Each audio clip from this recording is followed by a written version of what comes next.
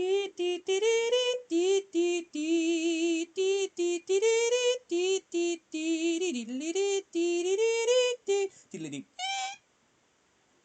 everyone, I'm Grandmaster Ben Finegold and you're not, and today we're going to be going over a viewer-submitted game, a game submitted by one of you on the internet for 900 centidues.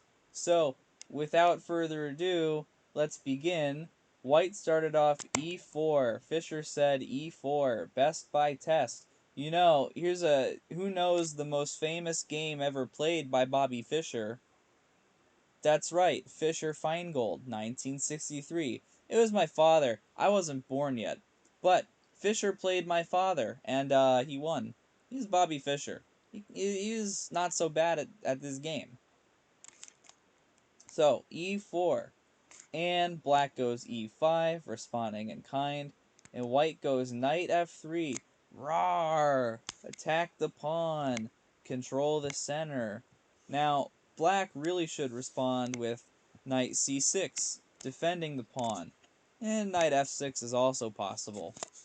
But here, black on move 2 broke Finegold's rule. Never play f6. Boo! He weakened the king. Look at that. We're just gonna... Bam! Now, here's a true story. I know Grandmaster Gregory Kaidanov. I met his wife. I met his girlfriend at the same time.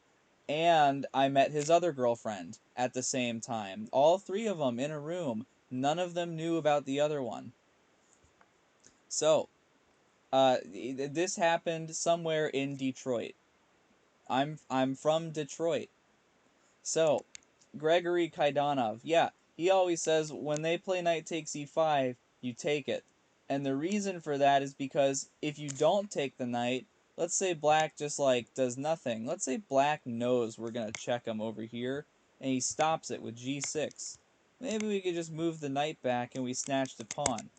But the bottom line is, if you don't take the knight, then I get all the merits of my knight sacrifice without the knight sacrifice. So you have to take it.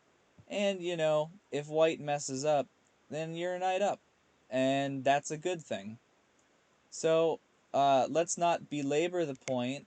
White will go queen h5, check, exploiting the weak diagonal. You could block the check, but now after white plays queen takes e5, the truth hurts. We're going to win that rook in the corner, and rooks are good. We've sacrificed the knight, but for it, white will gain the rook, and will be the exchange up with a clearly winning position. So black don't want none of that. Instead, he played king e7. But here we just go queen takes e5 check, king f7, and now bishop c4. c4 is explosive. Black has to play king g6. Well, you could block with the pawn, but then we just take it, and you give up your queen, and we take it. Honestly, it's probably a better move. Black is down a queen. Maybe he's not quite getting mated, though, at this time. And, you know, mate's more important. But okay, black played queen g6. Sorry, king g6. And here we play queen f5. And white probably thought this was checkmate already. But he didn't see that the king could run away to h6. But that's okay, because what do we play here? Archer. Incorrect. We play d4. d3 would achieve the same thing. Really, the point is that we discover a check by the bishop, because we discovered it. Black has to block with g5. Well, g5 is nifty because it makes a nice little escape square for the king. But he's not going to have enough time to run away because white's going to go h4. Oh, snap! And look at all these pieces that white's bringing to the fight. We have the queen, we have the light square bishop, we have the other bishop, we have even the rook on h1. White only has two pieces plus the king that aren't fighting. But look at all these guys in the corner. Are these guys defending black's king? No. It's 4-on-1, maybe 5-on-1 if we count this pawn. So, black will play bishop e7, the only move prolonging mate.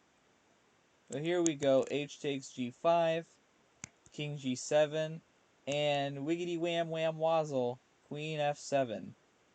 Yeah, that king's looking more wrecked than Slurms Mackenzie right about now. Slurms Mackenzie, he's a true hero. Oh, fuck, that doesn't make sense. You know what? Probably most of my references don't make that much sense. Oh well. I'm Grandmaster Ben Finegold, and you're not. And that's it for now.